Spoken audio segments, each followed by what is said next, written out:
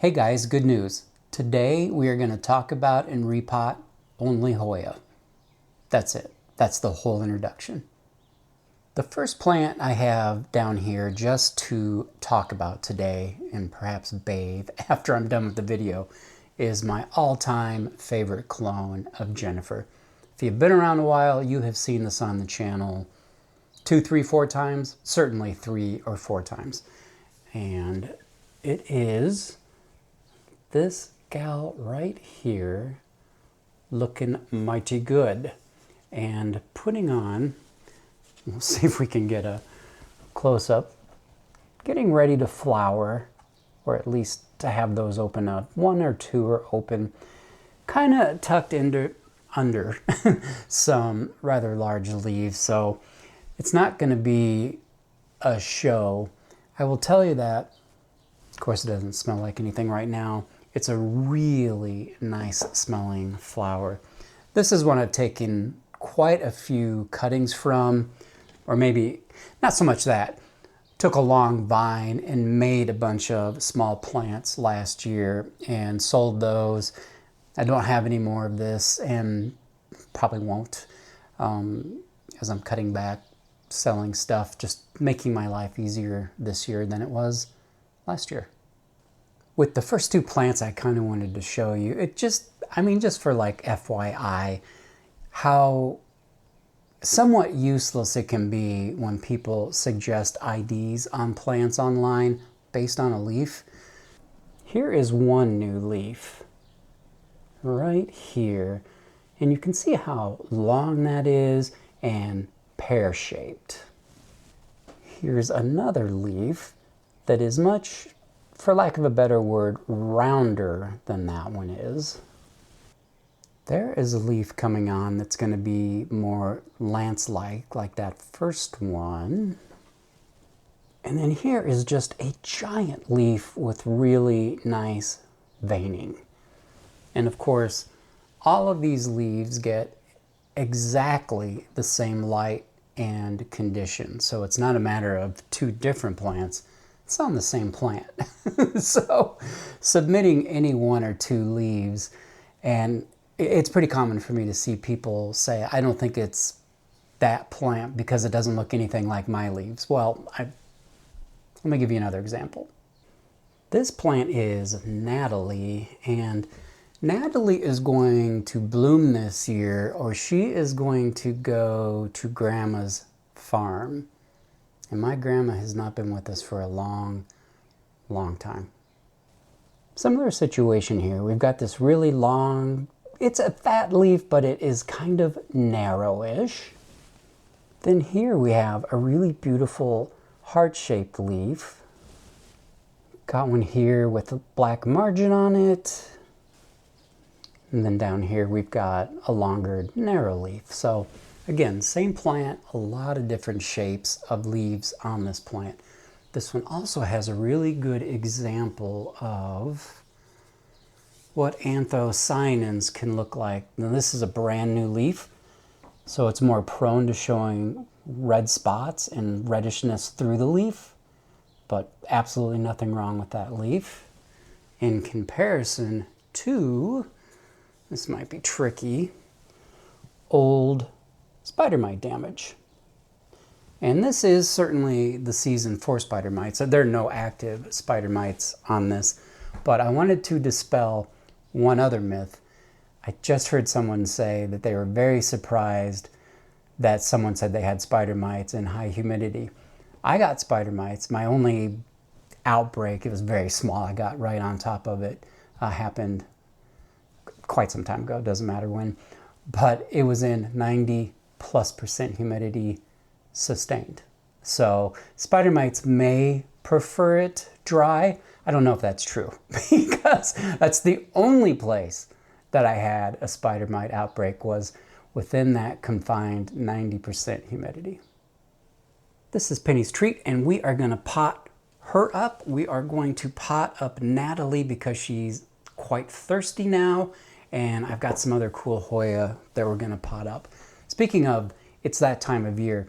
It's that time of year for my Hoya that have been growing well in smaller containers to start needing significantly more water. So where maybe, and it's only been a few degrees warmer, so we're not in late spring or summer by any stretch of the imagination, but where once a week may have been enough. Maybe it needed it on day 6, but I don't do that. If it can make it to day 6, it can make it to day 7. But now I could, Penny's Treat, Natalie, some other plants I have, they could be watered every 2 days, including, dang it, the Bella that we repotted last year. Growth exploded, absolutely exploded. It is covered in peduncles, in buds, and in flowers, and that thing is thirsty every 2-3 days. So that's going to have to be, well, it just as a sense of making it a larger plant, because I don't really care how big that one gets. It's going to need a bigger pot. That's just the reality of it. Let us go ahead and start with Natalie. Why not? She is here. I'm going to try to disturb this as little as I can with that new growth it has coming on. I'm always tempted to not repot something. And when is there a good time when things start taking off to think, I want to disrupt growth now? Well, this is the time, but doesn't mean I want to. I just watered this on Saturday or Sunday, and we'll see how much moisture is left in this substrate. I will just take a quick look and see what is what. And that looks very, very good. So happy with that.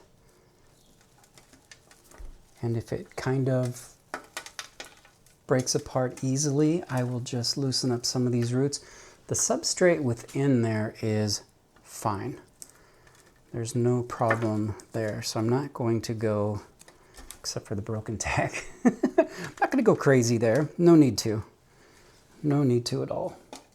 Good. It is very, very firmly rooted up here, and it's a little looser down there. Happy with that. Be no problem with this growing. It was in a 4-inch, slightly taller pot than the ones you get at Lowe's. I am going to go to a 6-inch, just a normal terracotta for this one, and grab my mix. For those of you used to hearing me give you my mix breakdown as cocoa chip, perlite, number 3 perlite, and cocoa coir, largely that is what we have here. I added some orchiata bark, the medium, large. Honestly, between their medium and the large, I can't tell any difference. The cocoa chips I got in this batch, at least the first 2 packages, I buffered very, very fibrous, like mostly fiber. That happens. I'm disappointed because, one, orchiata bark is very expensive, but if I try to buffer and take that time to get some more cocoa chips going, I'll run out of energy to do the video again. It's Tuesday and I meant to film this Friday. So that's just how it goes. So I have some of the fiber in here, cocoa coir, and then the number 3 perlite. And I intended to make this, for all the plants I'm doing today, a little more moisture retentive anyway, which the bark is not. So it'll be a little more heavy on the cocoa coir and a bit on the fiber, which doesn't hold a ton of moisture. I have tried that before, by the way. I think I have some orchids it might be an interesting project for, but if you go too fiber heavy, let me just grab a handful. This is what I'm talking about. Just a lot of fiber, not a lot of chunk. I'm gonna just do it feel by hand to make sure I'm getting what I consider a nice mix of those ingredients and start dumping it in. That's it. And this is one I was kind of teasing, but I got this one from Florida, I think, which is where I was lucky enough to bring in the spider mites that came with this plant, and root mealy bugs. I don't know, not on this plant, but if y'all haven't followed my saga on that. Root mealies decimated my collection of small prop, rarer Hoya. An absolute nightmare to deal with. And I'm not histrionic, but man, oh man, oh man, it was rough. And I know that people with mature plants can have, like Doug Chamberlain had them, and he didn't even notice any problems with his mature plants. They all had root mealies, and he got rid of them. But the young plants that they went for, those new roots, whatever it was, the siren song decimated all of those plants. It was really something because, you know, at first I didn't know what was going on. I just had a bunch of plants that weren't looking great. And that's what it was. Now what I will do is set this over at the sink. I will water it through very thoroughly, and then I will make a tag before I put this back where it's currently in the tent. It'll be out of the tent soon enough. It's getting warm enough that I can probably open the porch up. But this is the kind of plant that I would be certain right now, that I would not forget the name of, that I will know it forever. And then at some point this summer, I'll draw a blank and I just won't know what this is anymore. So do yourself a favor. If you have a lot of plants, make sure you tag them. Penny's Treat also offers us the opportunity to take a look at a couple of things that I see all the time on the channel. And yes, I've talked about them on mine too, but not everybody sees every video I've done, and there are lots of new people. So very common to see someone post a leaf and say, what is wrong with my plant? And about 30% of the people answer correctly. I'm going to show that to you one more time. A whole lot of people see this and they jump right to fungus infection, bacterial infection. That is edema, and this plant can sunstress very deep red. I just sent a couple cuttings to Las Vegas. One was as green as this new leaf, and one was deep red. Kind of dealer's choice on what you prefer. So she'll get to decide if she wants to grow it in highlight or in lower light. And there's the back of one that's showing some edema. And if you don't know what edema is, by the way, I think a pretty easy way to explain it is that this has often gotten too dry, and then I water, like I do all my plants, water this thoroughly. The roots, this plant is as greedy a drinker as I used to be, so taking everything in it can, where does it go? It's too much for the leaf to transpire, so the cells fill with moisture. In extreme cases, you can get a blister. You're more likely to see that on like a philodendron or something, not necessarily a Hoya, although you can see a little, perhaps. I hope this is coming through because I am covering up the screen. You can see some blisters on this one. So it can happen on a Hoya. So this is just operator error, me, and what this plant will do naturally. Then when the light hits it, that's damaged areas, the anthocyanin, that red comes through. That's something, suntan, something I can't do. A natural protectant from high light.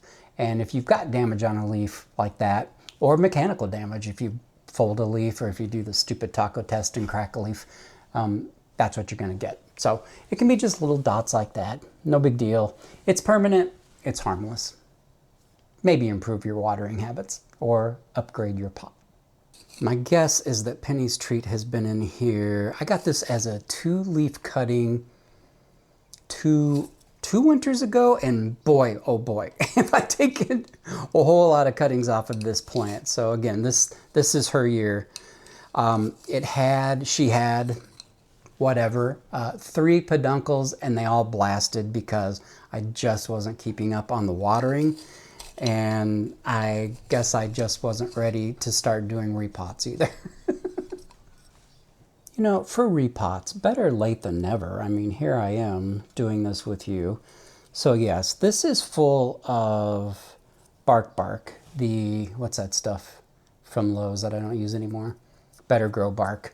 It used to be kind of consistent. You could get chunks like this, a little bit smaller, a little bit bigger.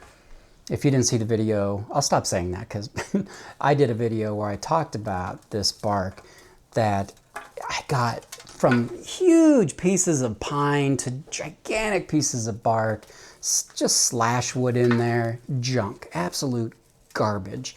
And I'm just not, that's not a good product. And some that I had potted up in orchid, I mean, it had been a couple of years, which for that kind of bark is too long, but it had quite literally, this was a Patreon video, so you wouldn't have seen this one unless you're a Patreon. It was quite literally mush, and it killed all the roots in there. Now, that orchid is doing just fine. Like I said, I'm switching topics now. I just watered this weekend. It's Tuesday, and this is pretty much bone dry. So I think I understand why it blasted those buds. I'm just teasing some roots out. I'm not going to go too crazy here. In fact, I'm not going to go much further than I have here. I'm just trying to loosen up the bottom. If question I get all the time is, what do I do about broken roots in the pot? I mean, there's not much to see there. And I didn't soak this pot, which you certainly can do. But I would just say, so what if some of the roots tear? They will grow. New roots, this plant is built to survive. I mean, this is a jungle weed. So, I mean, this is a hybrid. So it's not literally a jungle weed, but it wants to survive. So no big deal. I'm tearing roots right now. This is a tried and true practice for gardeners and indoor gardeners alike. I think we're all good. This plant is trying harder than Natalie, so I'm going to give her the favored basalt pot. By the way, I didn't tell you much about this plant. Penny's Treat is a Mike Bernardo hybrid. It is sister seed to Silver Dollar. Mike Bernardo is a hybridizer. I think he's in Idaho. He is incredible. I mean, his flowers, if anyone on this earth knows how to hybridize a Hoya for incredible flowers, it is him. Just incredible. And I think Stemma, is it Stemma? Is that the name of the magazine? I'll correct myself on screen if it's not. Did an interview with him, and he has a lot of hobbies. So he keeps himself very, very busy. It's impressive / intimidating. Actually, I like this mix. This mix is working for me. I wasn't sure. I use my fingers as a sort of a sieve for the fiber, which doesn't work that great, but I was able to get quite a few of the Cocoa Choir chunks into the bucket I was using. And what I love about those chunks is that they act like little sponges. So for the way I grow, and as so many of you know, I am always looking to pot up for the worst of my conditions, which is winter, and it's not short. So the male's here, so I'll join you after the dog goes bat beep crazy. Probably would not be a terrible idea to extend this trellis while nothing is growing up around and through this one. I won't do that right now because that sounds very, very ambitious. But what was I talking about? Oh, worst weather being winter here. This was a brutal, brutal growing winter for me. I lost quite a few plants that I was kind of giving a shot to some that were known to be like quite warm growing plants. Well, that didn't really work out for me. Well, more specifically, it didn't work out for the plants, but I gave it a shot. Now, we had a furnace emergency, and it was a holiday weekend, and we got the understudy, and this was a little while back, like maybe the season before last. as y'all know, I got long COVID, I got sick, and priorities changed. And then if you didn't see the life update, we just won our insurance appeal, and my life, certainly financially, has gotten dramatically easier. So I want to have the furnace looked at again. But we got the understudy, a young guy, nice as could be. He was here all day trying to solve whatever problem there was. And one of the problems was that he had to put a new motor in that big drum fan that moves air through your house.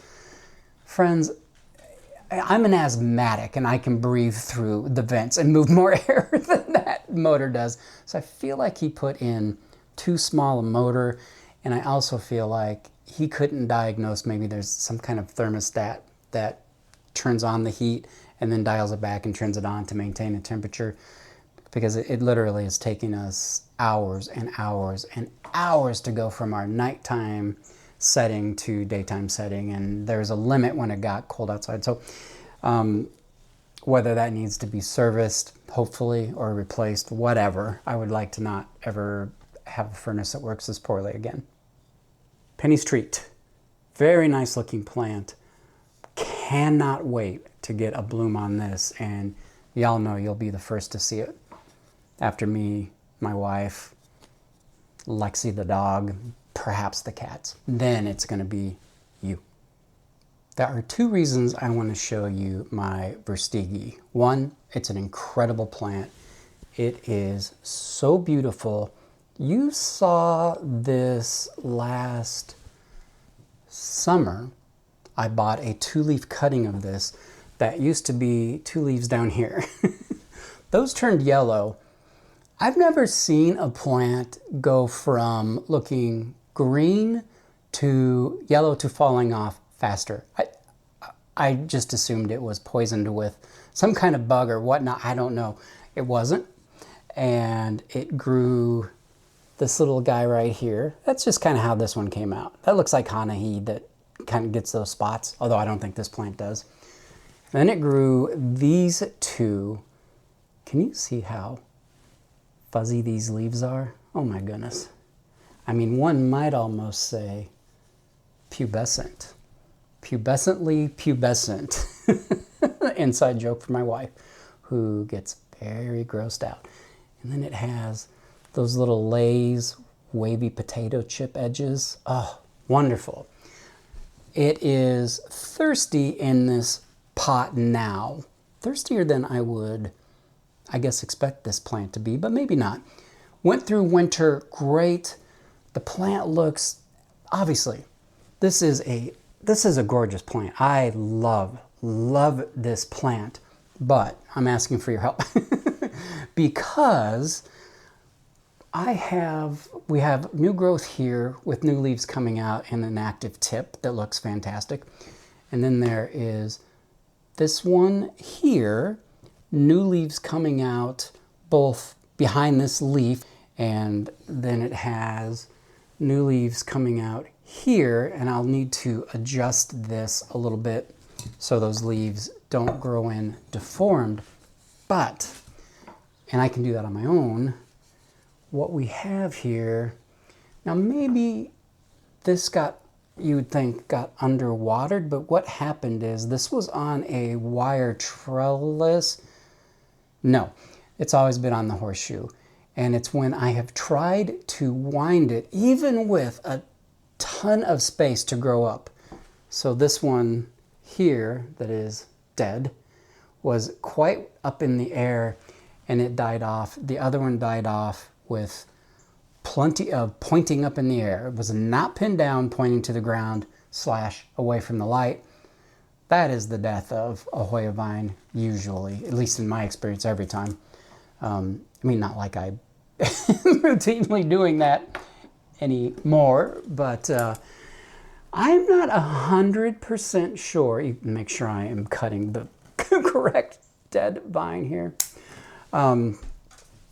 How to proceed? I don't want to put this is a 2-foot trellis right here. I don't want to put it on a 3-foot trellis because that's overkill for what this is. I could perhaps try to widen this back and forth, but it may be too late for that. And while we're just talking here, I'm going to loosen up this vine so that those leaves have some freedom.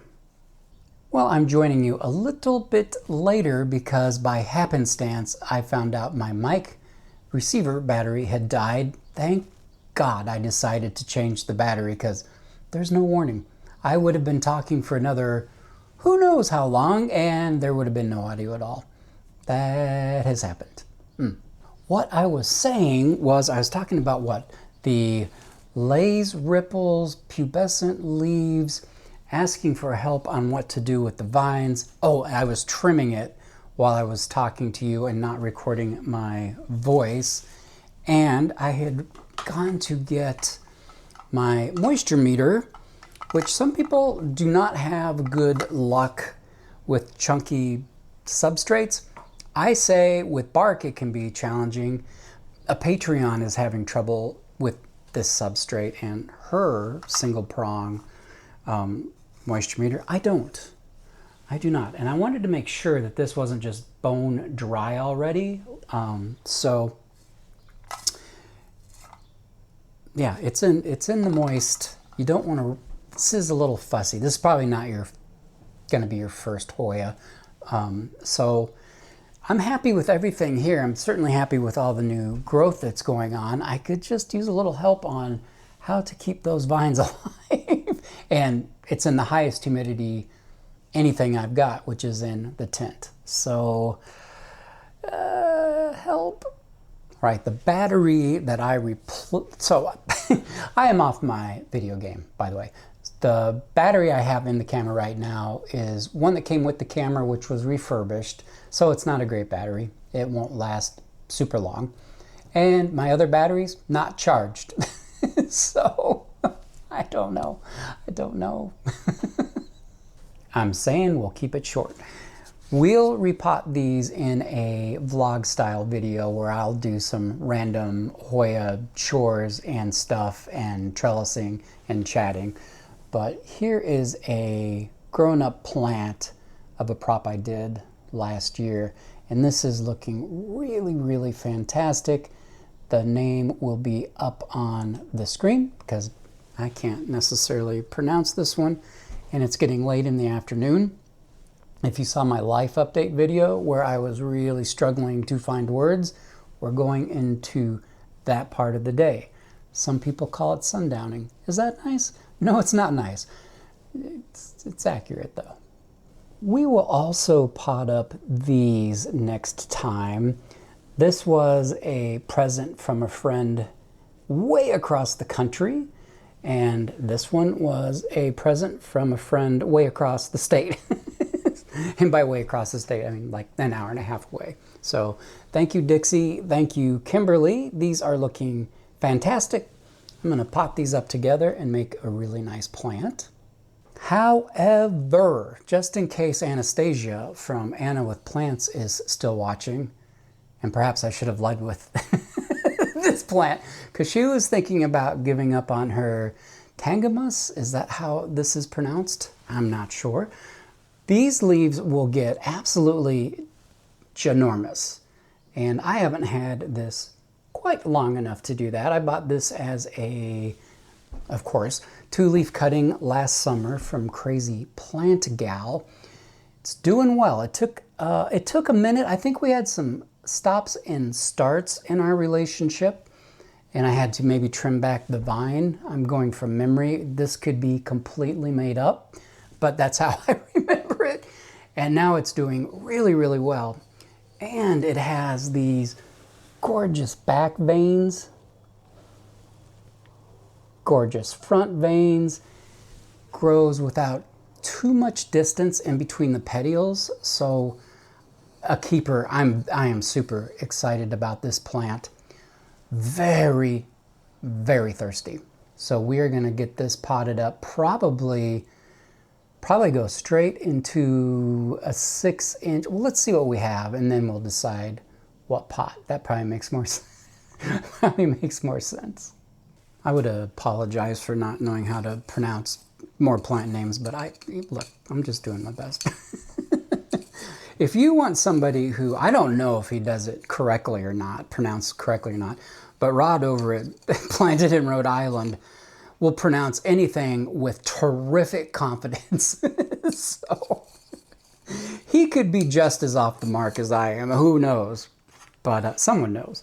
But it's not me, that's for sure. All right, let's see what we have here.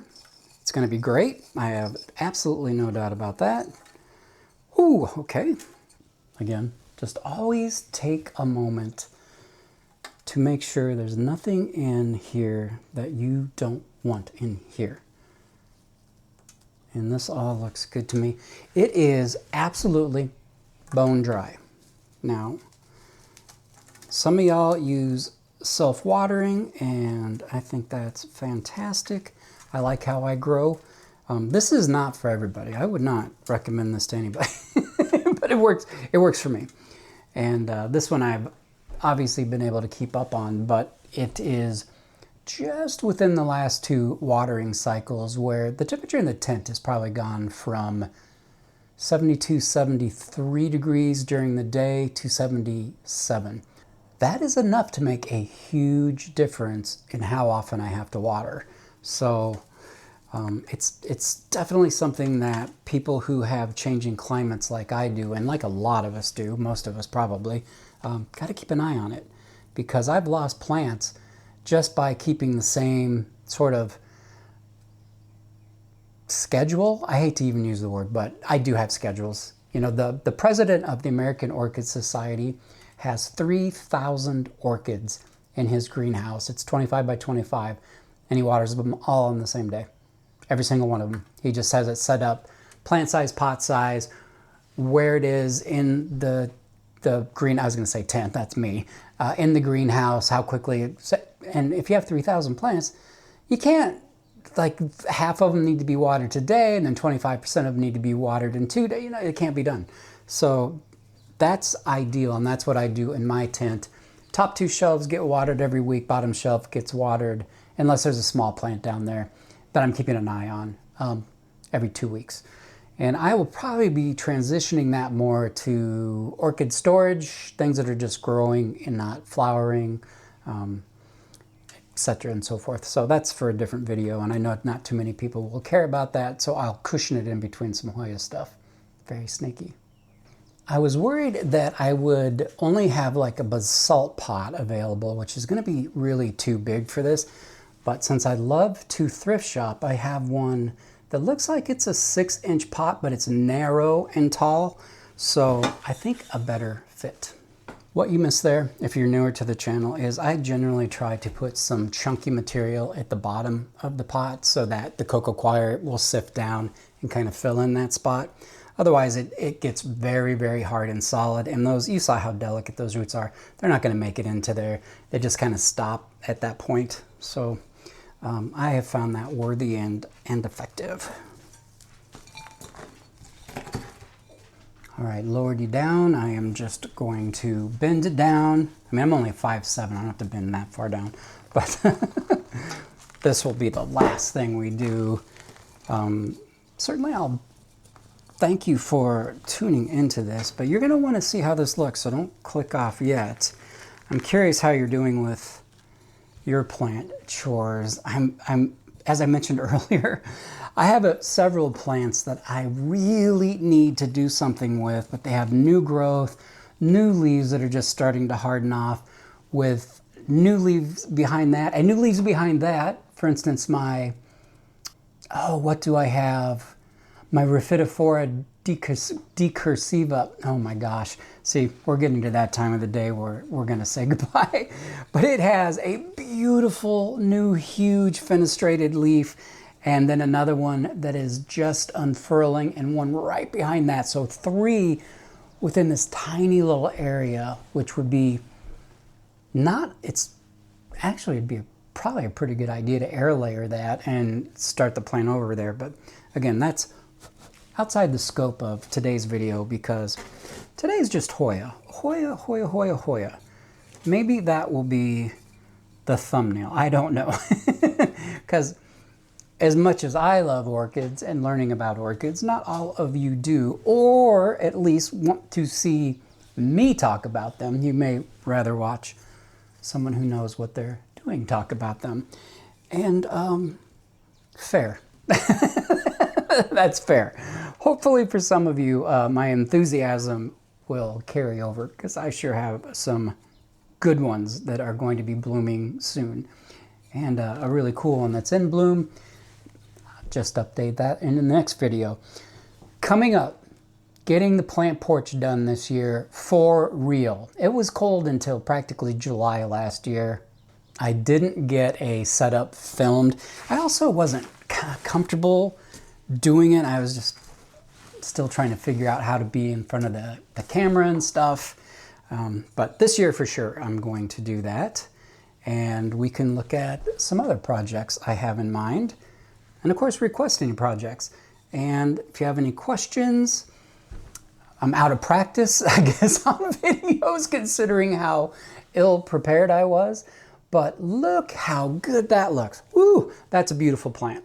Another one I am very excited about. Okay, I was in the process of saying goodbye, but I just want to show you that I lowered this vine down here and then very gently wrapped this and secured it very firmly, well, very firmly, firmly here. I'm not smashing the vine, but I found a way to wrap it through this clip in a way that holds it steady. This leaf will be growing out that way, and that one will be growing out that way.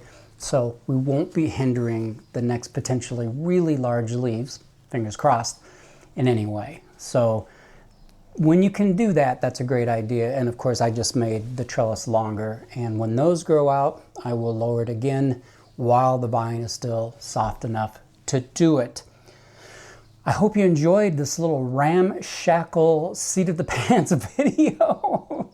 I had fun, and it's good to be back in front of the camera. I will see you again in the next one real soon, okay? Bye-bye.